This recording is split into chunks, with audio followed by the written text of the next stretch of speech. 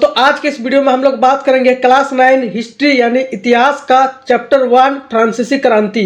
जी हाँ दोस्तों, आज के इस वीडियो में हम लोग बात करेंगे 20 ऐसे ऑब्जेक्टिव क्वेश्चन जो कि बहुत ही ज़्यादा इंपॉर्टेंट है, एग्जाम में पूछे जाते हैं। आइए एक एक करके यहाँ पर हम लोग समझने वाले हैं, उसका उत्तर करने वाले हैं। सबसे पहला जो ऑब्जेक्टिव है हमारा कि फ्रांसीसी क्रांति कब शुरू हुआ था। फ्रांस में क्रांति का मतलब होता है बदलाव दोस्तों। तो फ्रांस में बदलाव आना कब यहाँ पर स्टार्ट हो गया था, शुरू हो गया था। ऑप्शन है 1776, 1779, 1799 या फिर 1804 को। तो मेरे भाई बहुत ही ज़्यादा मोस्ट इंपॉर्टेंट यानी वीवीआई क्वेश्चन है, ये याद रखिएगा। फ्रांसीसी क्रांति कब शुरू हुई थी, तो इसका राइट आंसर होगा 1789 को। याद रखिएगा option number B. Question number 2 की ओर बढ़ते हैं। क्वेश्चन नंबर हमारा 2 है दोस्तों कि फ्रांस का राजा कौन था जब क्रांति शुरू हुई थी। उस समय बताया जा रहा है जब क्रांति शुरू हुई थी, बदलाव आना शुरू हो रहा था, तो फ्रांस का राजा उस समय कौन था यहाँ पर। तो राइट आंसर होगा मेरे भाई लुई 16वां। याद रखिए ये 16 है, ये 16, तो लुई 16वां इसका नाम है दोस्तों यहाँ पर, लुई 16वां। याद रखिएगा लुइस यहाँ पर ही ऑप्शन नंबर है। आइए आगे बढ़ते हैं, ऑप्शन ए हो जाएगा राइट आंसर। क्वेश्चन नंबर 3 की ओर बढ़ते हैं मेरे भाई। क्वेश्चन नंबर 3 हमारा कि फ्रांस की रानी यहाँ पर कौन थी। यहाँ पर राजा तो लुई 16वां था जब शुरू हुआ था क्रांति, तो रानी यहाँ पर कौन थी। तो रानी थी मेरे भाई यहाँ पर मैरी एंटोनेट।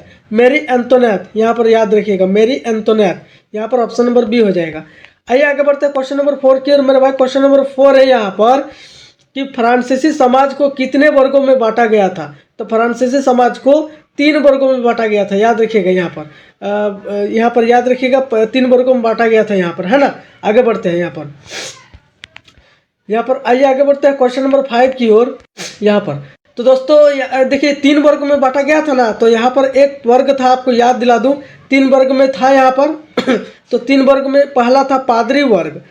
कौन था यहाँ पर, पादरी वर्ग जो उच्च वर्ग के लोग रहते थे। दूसरा था आपका कुलीन वर्ग, और तीसरा था आपका किसान, जो वकील, ये सब आते थे। तो 3 वर्ग में आते थे। तो यहाँ पर जैसे हो गया आपका बढ़ई वगैरह आते हैं ना, तो किसान वगैरह ये हो गया आपका यहाँ पर तीसरा वर्ग। तो 3 वर्गों में बांटा गया था।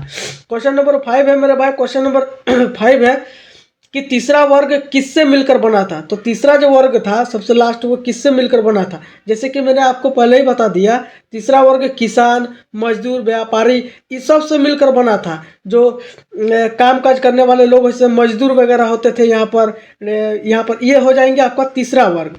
लेकिन आगे बढ़ते हैं क्वेश्चन नंबर 6 की ओर। कह रहा है कि स्टेट्स जनरल की बैठक कब बुलाई गई थी। तो स्टेट जो थी जनरल की बैठक जो थी वो बुलाई गई थी मेरे भाई 1789 को। यहाँ यहीं से स्टार्ट हुआ था यहाँ पर फ्रांसीसी क्रांति।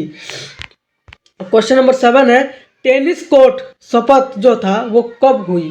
टेनिस कोर्ट शपथ था वो जो कब हुआ था, तो यहाँ पर ए हो जाएगा 1789 को। देखिए सब 1789 को आ रहा है, बहुत ही ज़्यादा इंपॉर्टेंट क्वेश्चन है, याद रखिएगा 1789 रट लीजिए। क्वेश्चन नंबर 8 है मेरे दोस्त कि वास्तिल किस किले पर हमला कब हुआ। वास्तिल वहाँ पर किला था एगो, उसका हमला कब हुआ था यहाँ पर। तो राइट आंसर मैं आपको बता दूं कि बी नंबर 14 जुलाई 1789 को। देखिए यहाँ पर फिर 1789 आ रहा है, तो ये बहुत ही ज़्यादा इंपॉर्टेंट है, याद रखिएगा ये डेट याद रखिएगा 1789। इससे जुड़ा हुआ बहुत सवाल पूछता है। क्वेश्चन नंबर 9 वास्तिल किला किसका प्रतीक था। हमला हुआ था 14 जुलाई 1789 को, लेकिन किसका प्रतीक था ये, तो ये प्रतीक था दोस्तों राजा की निरंकुश सत्ता का। यहाँ पर जो राजा जिस पर किसी प्रकार का अंकुश ना हो, आँच ना हो, वही राजा निरंकुश कहलाता है। बहुत ही यहाँ पर हरामी। आगे बढ़ते हैं दोस्तों। क्वेश्चन नंबर यहाँ पर 10 नंबर मानव और नागरिक अधिकारों की घोषणा कब हुई। मानव और नागरिक अधिकारों की जो दोस्तों घोषणा थी वो कब हुई थी तो 10 का बी हो जाएगा मेरे भाई 1789 को। यहाँ पर याद रखिएगा। क्वेश्चन नंबर 11 जो था, इस घोषणा में कौन सा नारा प्रसिद्ध हुआ। कौन सा घोषणा, तो यहाँ पर जैसे हमने यहाँ पर देखा आपका कि मानव और नागरिक अधिकार की घोषणा।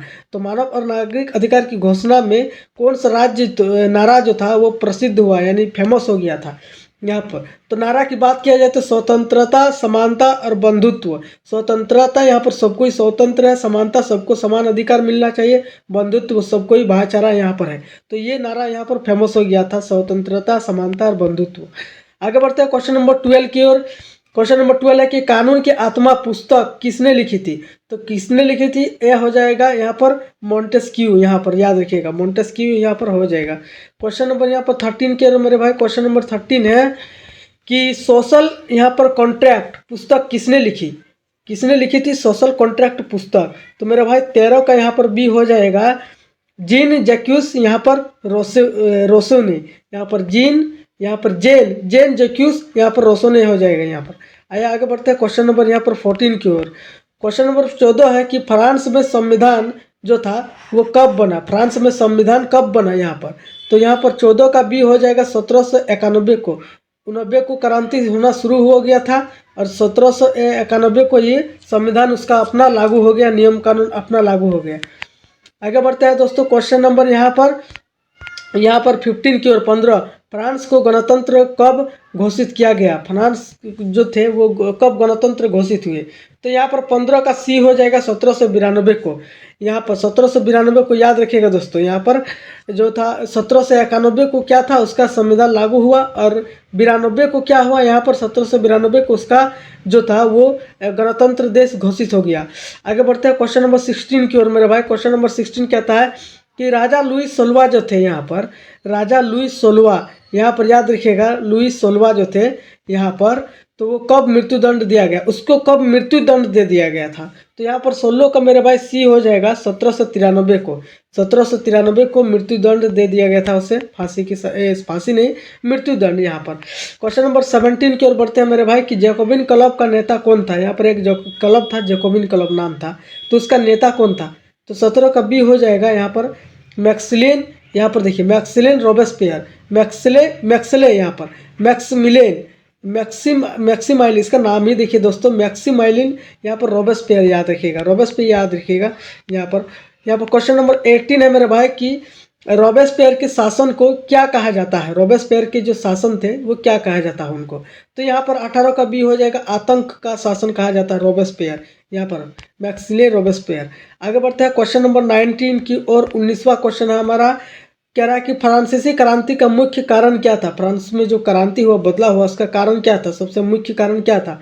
तो यहाँ पर आर्थिक संकट और सामाजिक असमानता मिलने लगी थी, तभी जाकर के लोगों में समझ आई और धीरे धीरे क्रांति का स्वर उत्पन्न हुआ उन लोगों में, क्योंकि आर्थिक जो स्थिति थी वो बहुत ही उन लोगों की खराब होने लगी थी। तो लोगों को समझ आने लगा था कि अब हमें क्रांति चाहिए या बदलाव चाहिए। क्वेश्चन नंबर 20 की फ्रांसीसी क्रांति का सबसे बड़ा परिणाम क्या था? ये जो फ्रांसीसी क्रांति हुई थी उसमें सबसे बड़ा जो था परिणाम उसका क्या था?